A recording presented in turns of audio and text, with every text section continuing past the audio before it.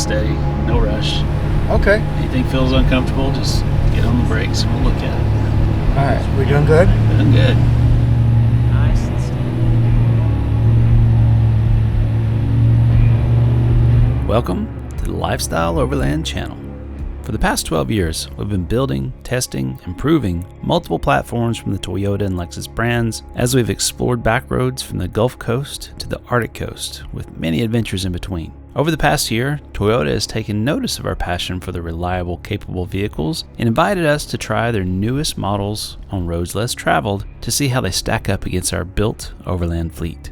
After some seat time in the Lexus GX550, LX700H, Toyota Tacoma, Land Cruiser, and 4Runner, I've almost decided on which model and trim I'm most interested in for the future, and that is a non-hybrid 4Runner in the TRD Off-Road trim. But there's just one problem. I haven't had the chance to push the new 4Runner on anything truly challenging yet, so I'm headed to one of the most infamous off-road playgrounds on Earth to fix this problem. Ride along, and let's find out if this new generation 4Runner has what it takes to stack up against our legendary 2014 Trail Edition 4Runner named Silver, who's racked up over 208,000 less than gentle miles while faithfully transporting our family on countless unpaved adventures. All right, howdy folks, and welcome to Moab, Utah. And I'm finally sitting in a TRD off-road model 4Runner. I already test drove the Trail Hunter version of this. That's a hybrid engine. Like I said before, it eats up just a crap ton of space in the rear. Not so with this one. This is just a turboed 2.4 4-cylinder. I'm liking it. So again, Toyota has invited me to come out with a bunch of other friends to test drive these on Hell's Revenge. And I'm particularly excited about this event because on the last one I didn't really get to push the 4Runner, but in this one I'm looking forward to trying it on Hell's Revenge, getting a feel for what it's like on some actual technical trails. There's a very friendly Raven up here right now. Before we hit the trail, I took a few minutes with this 4Runner to take in all its fancy electronics, buttons, and massive screen. I've been a big fan of this new interior since I first laid eyes on it, and it just keeps getting better every time I get to play with it. Everything is ergonomical and laid out in a way that feels natural and accessible.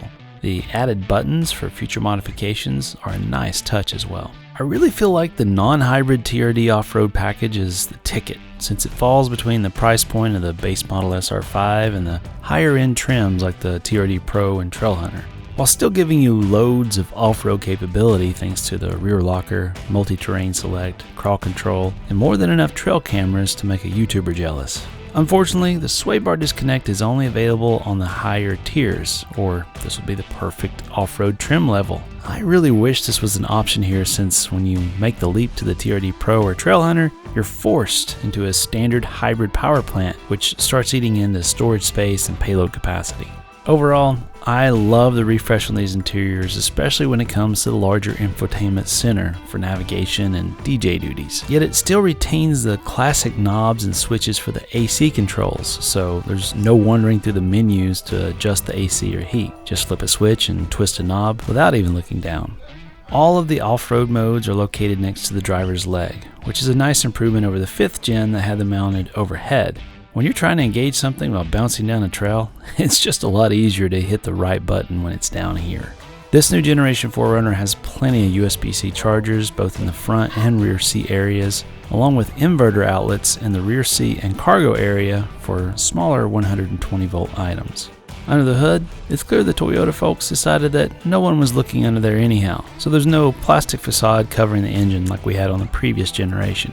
No frills here, just raw metal, cables, and hoses. The intake is changed to a cold air style location, pulling fresh air from behind the grille instead of from behind the fender liner. This might reduce dust intake on the trail and allow for cooler intake temps, but a deep stream crossing would not be good here. I'd consider adding a snorkel sooner than later myself.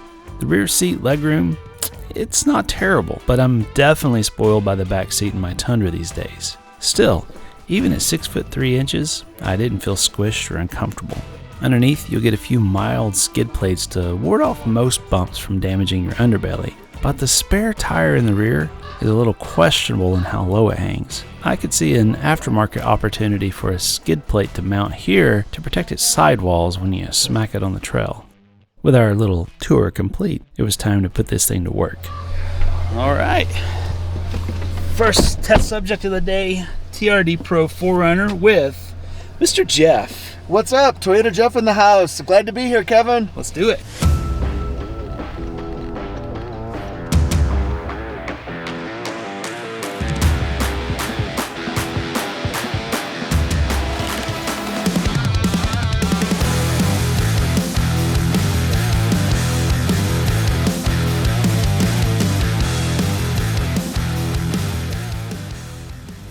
During our short drive to the trailhead, I quickly noticed a few new likes and dislikes about the 6th Gen 4Runner. All right, initial impressions. You know, we were going so fast in Big Bend, I didn't get a lot of time to ride along in the 4Runner. And one thing that I'm noticing, I'm 6'3", and this seat, it goes down much further, but now, you know, kind of down in the tank. So sunroof definitely eats into the headroom quite a bit, to be honest with you. I got about 1 inch of space right there. On the handle here, I'm not sure I'm a fan of how it's only one-sided. I miss being able to grab to come in. All right, so people have been tore up about this glove box and how it bounces in and out, but I have a 5th Gen, I have a GX, and it's a real tight fit, but the problem is when you actually put stuff inside and it presses against the door, it'll open itself. So having room for that catch to go all the way in is huge. So while I understand the style attempts, I'm just not a big fan of the hood scoop. I'm not a fan of non-functional things, especially when they blind you. If this was a matte finish, I'd be okay with it. But later in the day, you'll see that this starts to get in our eyes. While I am a self-identified fanboy when it comes to everything Toyota, there's no sugarcoating here, since I'd love to see some minor adjustments and future revisions through our honest feedback. Thankfully, in my experience, the Toyota team is all ears when it comes to observations and suggestions. I also got to know my driving partner for this event and found out that Jeff was very new to off-roading. So this test drive would literally be a baptism by fire on Hell's Revenge. Since I generally avoid crowds and busy trails, this would also be my first time on this infamous trail as we simply embraced the chaos and tightened our seatbelts for the first nail-biting section. So is this your first big off-road Yeah, this trial? is my first big off-road obstacle. I've done smaller ones with Jackson and Kurt, and they guided me just fine. This one looks intimidating because I don't really see road. I just see like slick rock and just follow the black part, you know. Right, So right. It's gonna be nuts and bonkers. All right.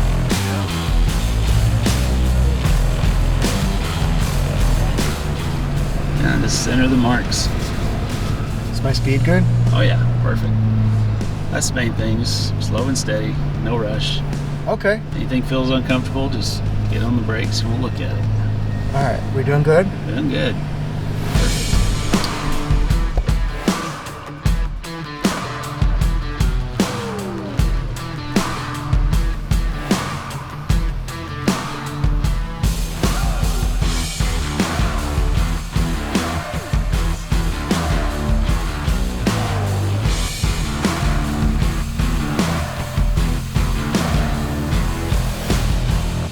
The onboard camera system made this pucker-inducing situation a lot more predictable, since we were both able to confirm that we were on the right track. So this is a perfect example of someone who's new to some of this off-roading stuff, having all these bells and whistles and being able to just watch how this thing is operating is fantastic.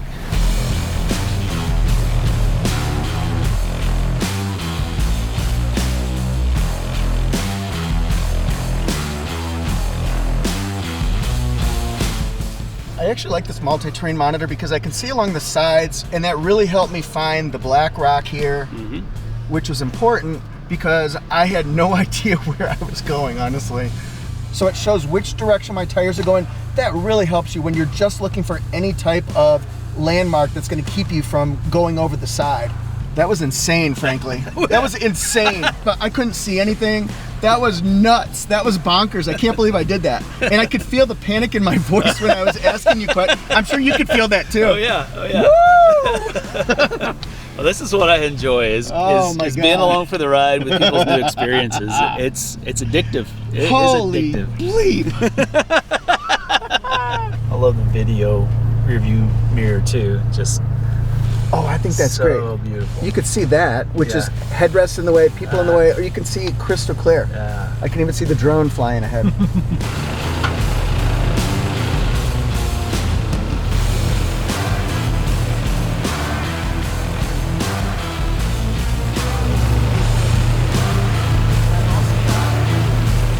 Looking good. A little bit that way. Yep. There you go. Looking good. That way just as good. Yeah, there you go. There you go.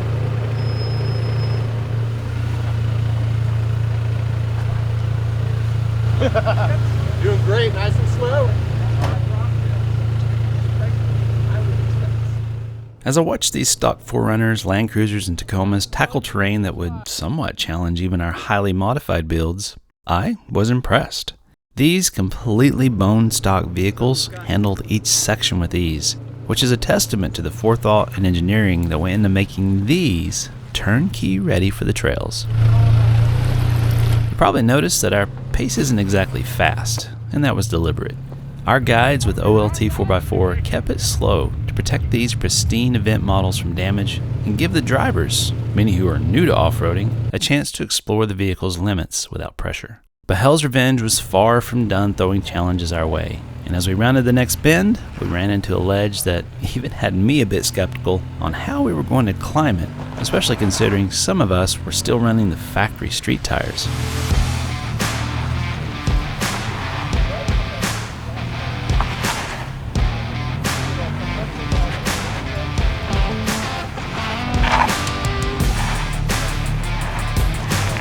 Nice work, beautiful job. It is still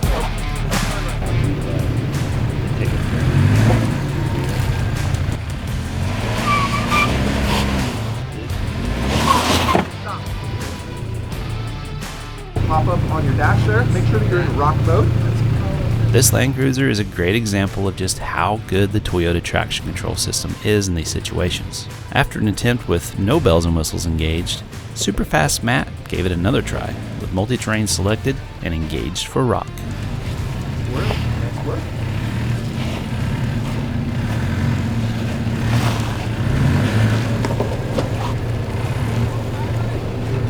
I'm gonna coach you up. You want me to drop the film? Nice work.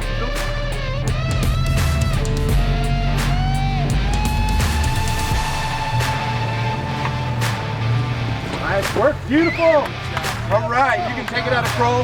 This is a nice bumpy turn, so nice and slow. There you go, you got it. Woo-hoo.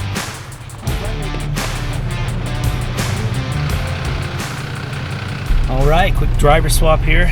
Finally getting some off-road time in the new 6th Gen 4Runner. This is the TRD Pro version. This one's actually a pre-production, so it's missing a few bits, but it's still pretty spectacular.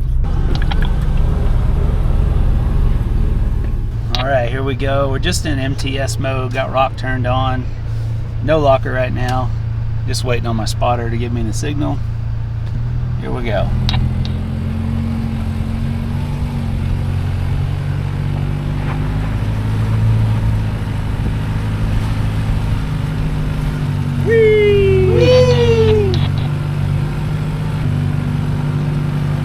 Smooth as butter. Look at that view. At this point in the trip, the highlights of these off-road machines began to rise to the surface. In addition to the effortless traction control systems making this trail look easy, the camera system, which I honestly thought was a bit gimmicky at first, quickly became the star of the show. In fact, there were more than a few places where we would have lost the trail without getting out to look ahead or having a spotter. With every button we pressed, there was a new angle, giving us a visual advantage for all kinds of situations. Watching Jeff's confidence grow with having this piece of tech made it clear that this was going to be awesome for folks who are new to off-road travel. But I could also see its merits for my own adventures, especially when I travel solo and need to know where a ledge ends or a rock face begins. That's wild. And then we could just focus on the front since we're going to be needing it for this little guy here.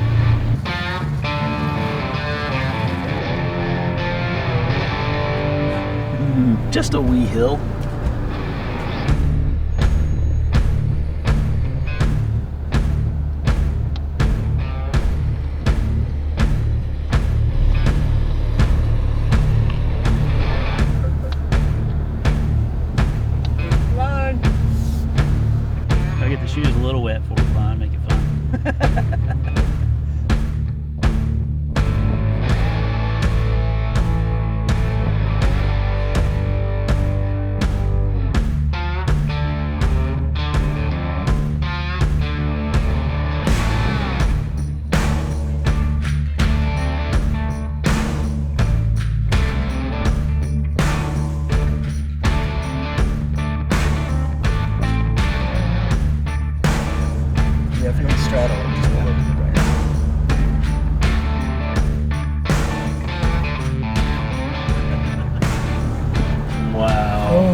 Maybe a little to the left.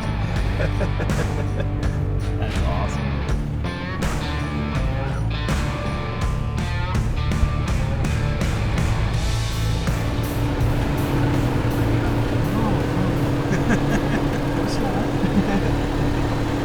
I just want to show you the angle on this one right here. That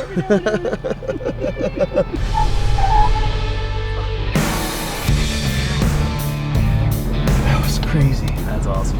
Holy wow. A little pucker factor, huh? I couldn't see a thing. I loved it.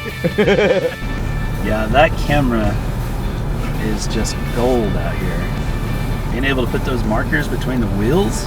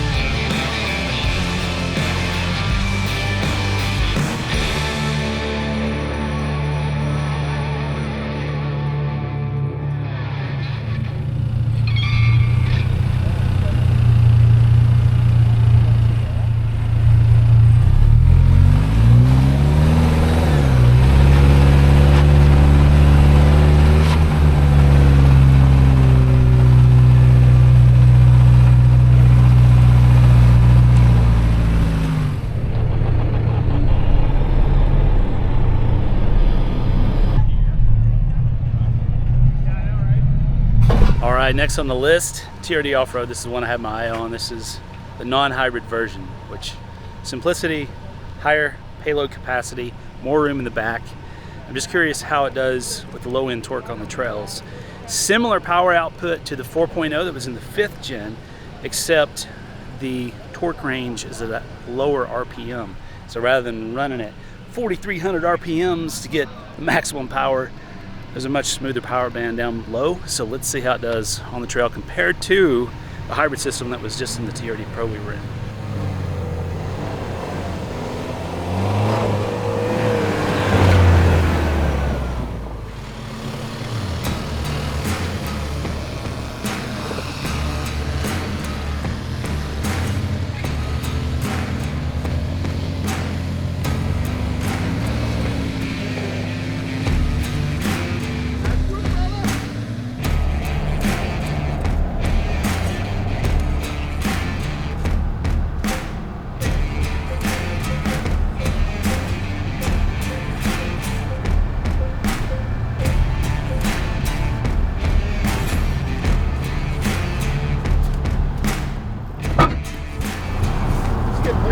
Okay.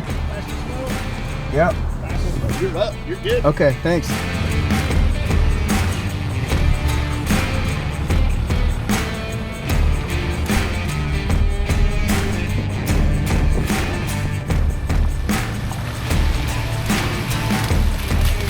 Rock, mud, sand, auto. Good line.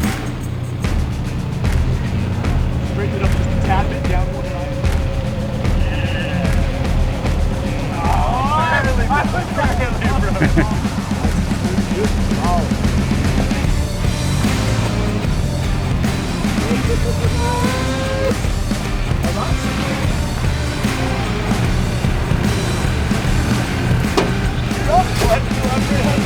So are you noticing any big differences between the hybrid drive system and the just turboed?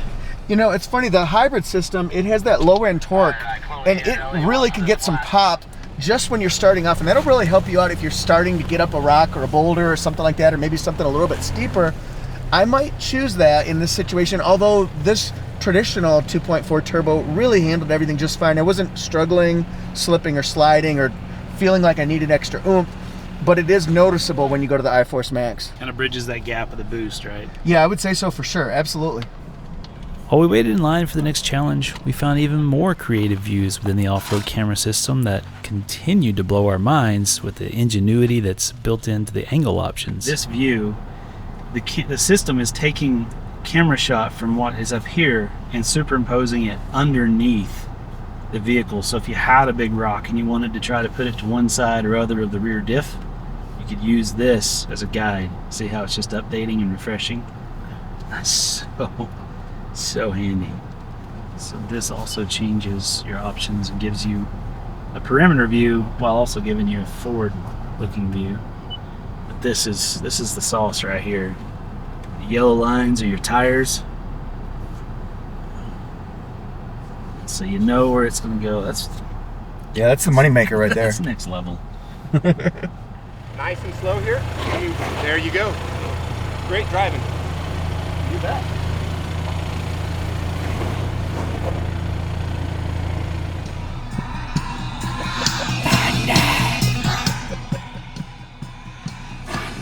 Copyright strike. Yeah.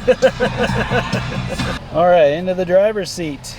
Let's see how this TRD Off-Road does. No hybrid system, just raw inducted power. All right, trail is getting busy as expected. It's Moab. It's the whole reason why I've avoided this area up until now, actually. But while I'm sitting here doing nothing, I just want to talk a little bit about this engine vibration. So in our 4.0 and the 5th gen 4Runner, it idles really smooth. You don't really hear anything.